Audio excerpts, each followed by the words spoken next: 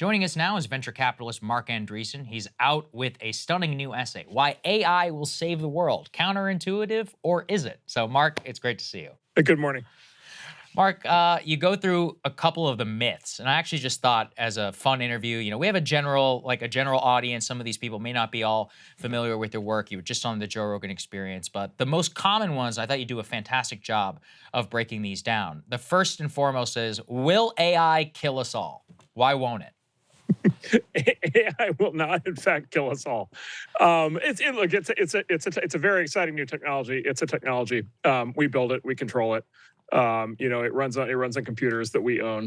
We don't like what it does. We turn those computers off. That part is just, I think, straightforward engineering. One of the reasons why I think it's important for people to understand what you're talking about the level of control, is that there's been a lot of, I don't want to say fear mongering, but maybe it is, about singularity, about the ability to, pass the Turing test and all of this. As someone who was a technologist there from the very beginning, from so much of the internet and all of that, why do you think that is something that we shouldn't be concerned about? Yeah, so you may know we Californians are famous for our cults. We love our cults. We have produced many thousands of them over the decades and continue to do so. And so there's this concept in religious studies of a millenarian cult, sort of an end of the world cult. And the way that these start is with sort of the idea of creating heaven on earth. Which is actually a term you may be familiar with. It's an old Bill Buckley term called immanentizing the eschaton, which is sort of bring about heaven on earth. And this is the idea of the singularity, right? So techies who get into this stuff kind of come with this idea of heaven on earth through the application of technology. But of course, the flip side of heaven on earth is creating hell on earth, right? And so the sort of utopian cult tend to transform over time into being these sort of apocalyptic cults. And they sort of, you'll hear this term, kind of summoning the demon. And then things go horribly wrong. And so these are just like ideas that are kind of very deeply rooted in kind of Western theology, Western philosophy. And whatever new is happening in the world, we tend to kind of build up these cults. I'm a simpler guy. I'm an engineer. I got where I am by writing software. Writing software is hard. It's lots of like practical aspects involved in getting any of this stuff to work. The funniest idea right now is you can't even buy chips to do AI. Like there's this massive like global chip shortage for AI chips. And so I have these kind of fantasies that there's a baby, malevolent artificial intelligence running in a lab somewhere that has like a huge order out to NVIDIA. And it's just like incredibly frustrated that it can't take over the world because it can't get the chips. That's well said. Yeah, it turns out that the limiting principle here is actual factories, not in terms of the idea, which is kind of amazing. Let's also talk about AI ruining our society. As you said, hate speech, misinformation. This is why we need regulation. We need it now. We need to shut down. The government's got to get involved. What do you make of that argument there?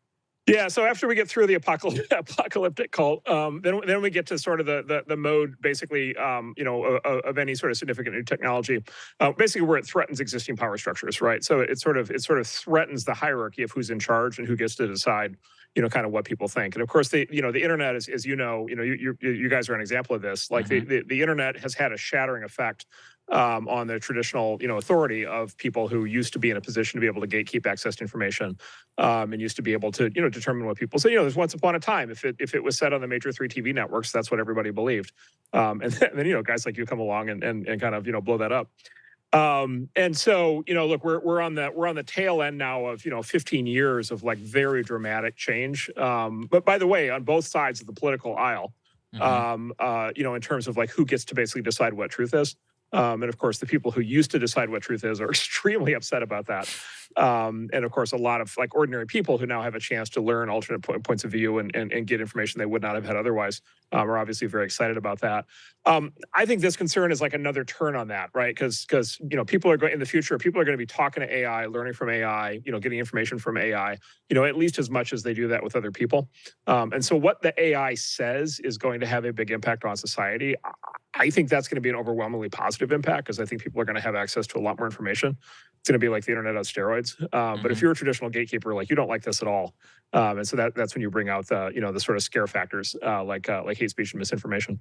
Yes, smart. And one of the questions though here is about development. And this is one of the only ones of which I have some questions around is given that we have the existing players, Google, Facebook, the bigger corporations involved, should we worry then about monopolies, being the most transformative in this space and carrying over existing policy, or will the technology itself be able to trump those concerns? Yeah, so that's a very open, live question right now, and I can kind of argue all sides of that question. I don't know the answer.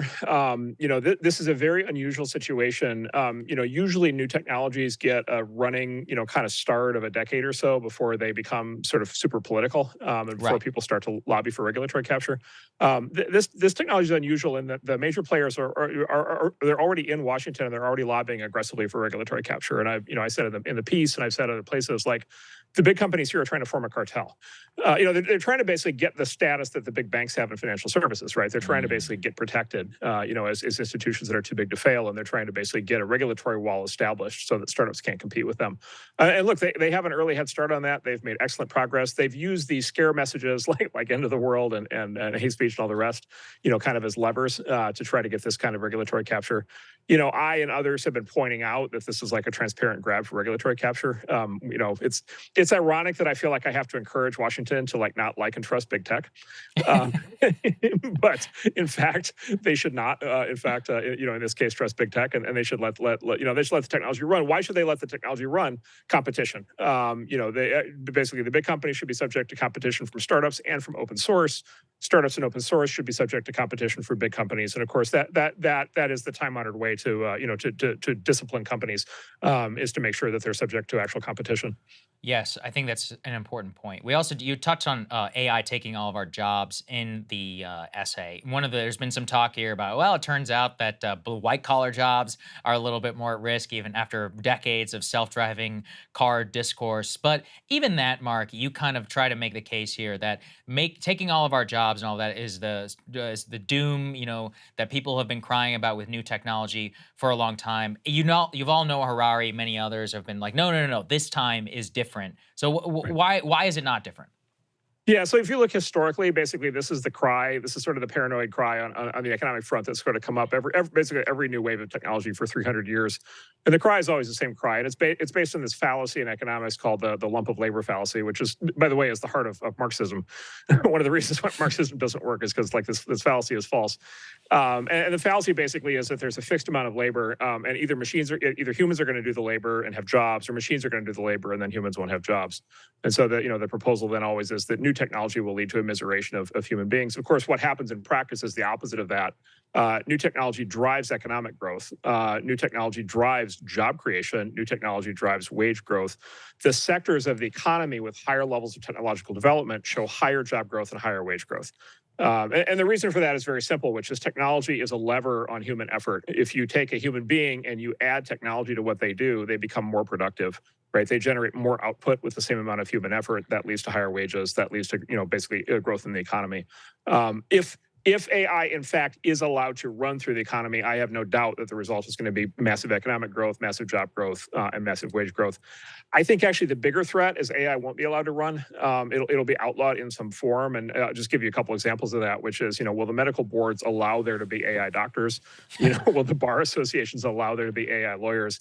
I think it's actually equally likely we'll see the opposite problem, which is AI will not be allowed to actually run through the economy, and as a consequence, it will actually have less economic impact even than I would hope. I hope that's not the case, but I do worry about that.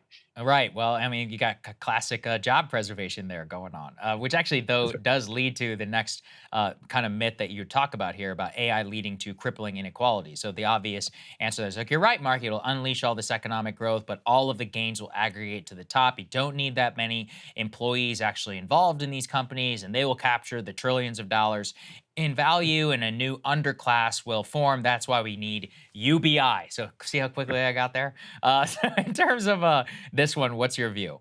Yeah, so this is sort of again, this is sort of right. This is a fallacy right at the heart of Marxism, right? And the way I always kind of I tease my friends on this is, it's like if the answer is UBI, then the question was communism, right? Like it's amazing how quickly sometimes people get to like, oh, we just need to give everybody money. It's like, okay, that sounds familiar. So the reason that doesn't happen, the reason it doesn't happen is because what people miss, and this is again, this is a fallacy that's repeated over and over again. Technology democratizes, and with AI, it's actually striking that it's so obvious that that's already happening. You and I and anybody else in the world today can get access to and use in our daily lives the very best available AI. Like anybody watching this can use the same, I cannot pay $1 million and get a better AI than Right. anybody watching this can. And the way that you do that, if you want that, is you can go on ChatGPT for $20 a month, you get the good stuff, or you can go to Microsoft Bing, which is a version of GPT-4, or you can go to the Google Bard, which is also getting quite good. Those are actually free. Right. So Microsoft and Google are already bringing this stuff to market for free. Why are they doing that? Is because they're trying to use it, right, to boost their existing search businesses, whatever. That's not your problem. The fact is they're giving it for free. And so the best AI is already available to anybody who wants it. Over 100 million people are already using it in their daily lives. That number is going to ramp very fast from here. And so you'll have it, I'll have it, everybody else will have it, everybody will have it in their lives, everybody will have it in the workplace, everybody will be able to build businesses based on it, everybody will be able to upgrade any aspect of how they operate based on it. And so it democratizes, and the reason it democratizes is actually it's sort of an Adam Smith refutation of Marxism. The reason it democratizes is because these companies, the companies like Microsoft and Google and OpenAI that want to become big important companies, right? The way to be the biggest possible vendor of technology is to provide that technology to the largest possible market, and the largest possible market is everybody on the planet. And so Hmm. basic commercial self-interest actually leads to the opposite result, which is everybody gets the technology. That happened obviously with the smartphone. It happened obviously with the internet. It happened with the microchip. It happened with the car. It's happened with every other new form of technology, and that's what's happening here. Mark, one of the points that you often make, which I think is very important, is that to right now, the industries that are actually driving the most inequality are housing, education, and healthcare, both of which are the most resistant actually to technology. As you alluded to earlier, lawyers being able to keep and effectively a moat around their fees, doctors in the same way, even if technology exists, which could quite easily give the consumer a much better product. Could you touch on that though, about how tech has actually not been allowed, and not even just tech, but really like competition has not been allowed to penetrate the regulatory moat around these three sectors, which are increasingly driving the vast majority of the inequality in US society? Yeah, so we live in a bifurcated economy by sector, and the way I describe this is there's called fast sectors, which are the sectors that are allowed to incorporate new technology, and these are sectors like consumer electronics, television sets, right, media, software, right, actually, by the way, food and drink, interestingly, where you're allowed to have basically very rapid technological evolution. You're allowed to have free market capitalism. You're allowed to have tons of competition, tons of new entrants, tons of startups. Then you've got what I call the slow sectors, and the slow sectors are the sectors where the government is very involved in them, and the government establishes all these regulatory barriers and constraints on what companies can do. And the result of that is rapidly escalating prices with very little technological change. And you mentioned it, but the three big slow sectors are housing, education, and healthcare. And by the way, you could put a couple other sectors in there, and you could say also, by the way, government is in there generally. Yes. Government agencies are also very resistant to new technology. And then I would just say also like the entire field of law, essentially, like so the entire field of like administration of the economy, which of course has been growing tremendously, also is very resistant to new technology. And so you have this like bizarre situation if you're trying to like raise a family in the U.S. right now. You have this bizarre situation, which is you can buy a television set that covers your entire wall, right, in spectacular 4K, 8K visual splendor to watch Netflix. You can buy that for like $300. But if you want to send your kid to college for 4 years, it's $300,000. Right, and those prices bifurcate further every single day, right? And actually, my analysis is this is why it feels like our politics have gone so wild on both the left and the right. I think this is the underlying reason why there's so much populism on both sides of the aisle, is because the experience of just the typical American voter citizen is that the American dream, as defined by the very basics of buying and living in a house, sending your kids to college and having excellent healthcare, the prices of those things are running completely out of control. Yes. This is 100% a function of government involvement. The government in all three of those sectors subsidizes demand while restricting supply. And so those are sectors that have a cartel-like structure, right? It's virtually impossible to start a new university. It's virtually impossible to build houses lots of places. It's virtually impossible to start a new hospital or get a new doctor license. And so the government basically has a set of policies in place that restrict adoption of technology and drive prices in those sectors. I think they should stop doing that. One of the things we're trying to do in our business is inject more technology into those sectors, but it is very hard because the barriers there to new technology are very high.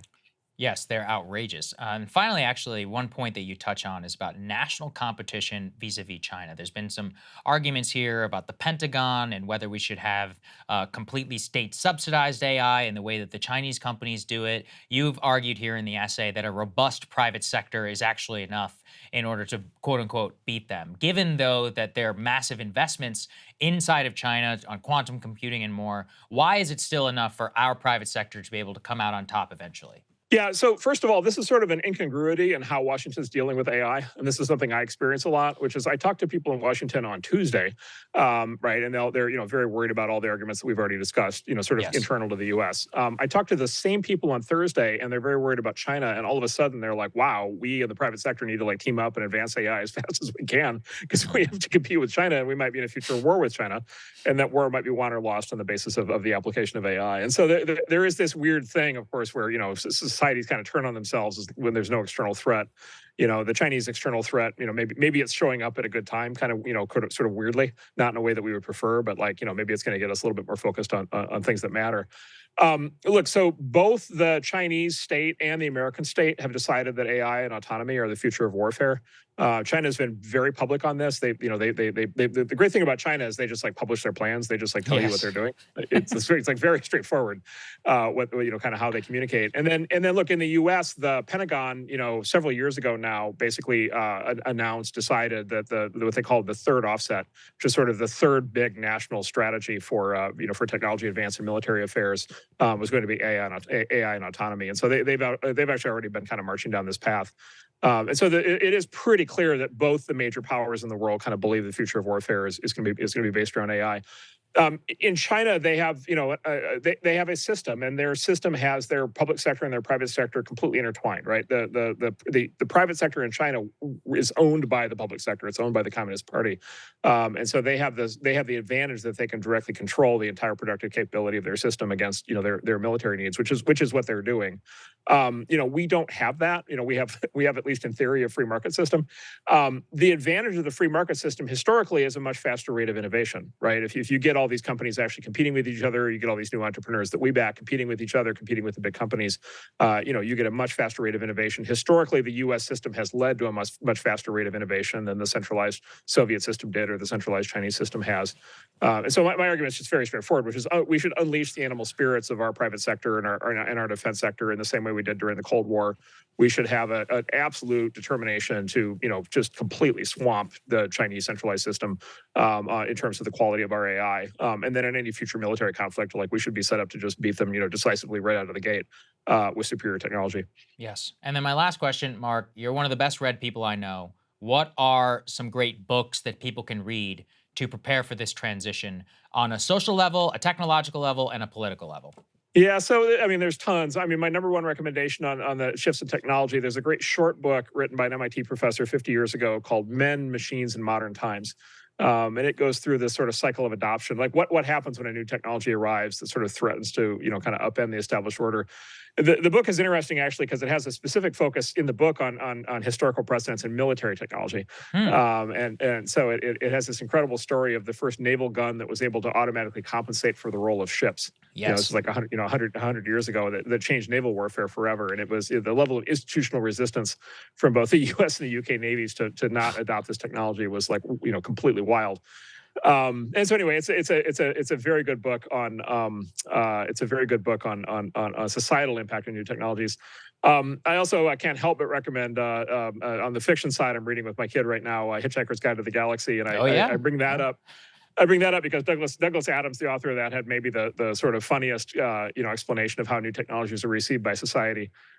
He said if you're below the age of 15, a new technology is just obviously the way the world works. Why wouldn't it be? Which, by the way, is how my 8-year-old kind of views AI. Is like, yeah, of course the computer answers questions. Like, why wouldn't the computer answer questions?